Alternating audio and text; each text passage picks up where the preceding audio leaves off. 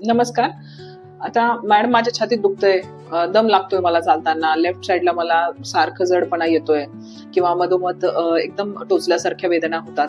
तर मी ईसीजी काढून घेतला, पण तो ईसीजी नॉर्मल आहे असं मला डॉक्टरांनी सांगितलं आणि आता तुमच्याकडे मी ईसीजी काढलाय तर तो तुम्ही सांगताय की ईसीजी मध्ये बदल आहे. मग काय मला अटॅक आलाय का? मग मला काय काय त्रास होतोय? तुम्ही ईसीजी नॉर्मल का नाही सांगत आहे? तर मला सगळ्यांना हे सांगायचंय की ईसीजी हा तुमच्या हार्टचा प्रेझेंट इंडिकेटर आहे की माझा हार्ट आता मला काय सांगतंय.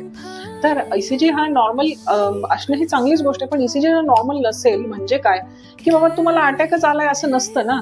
तर त्याच्यामध्ये तुम्हाला पहिले तुमचे हृदय तुम्हाला सांगणार की बाबा माझ्या रक्तवाहिनीतून रक्त पुढे जाताना त्रास होतोय, खूप दिवस झालं तुम्ही इतकं अपथ्य करताय, मग जमा झालेलं मटेरियल तुम्हाला त्रास देणार नाही का?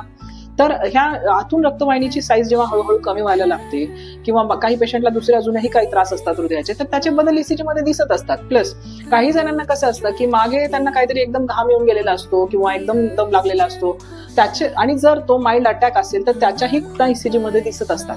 तर ह्या सगळ्या छोट्या छोट्या गोष्टींना आपण बिलकुल दुर्लक्ष करत नाही आणि त्यांना त्या पेशंटला तिथेच अवेअरनेस मध्ये हे सांगतो की तुमच्या हृदयाने तुम्हाला आता हा संकेत दिलेला आहे की तुम्हाला आता ट्रीटमेंटची गरज आहे.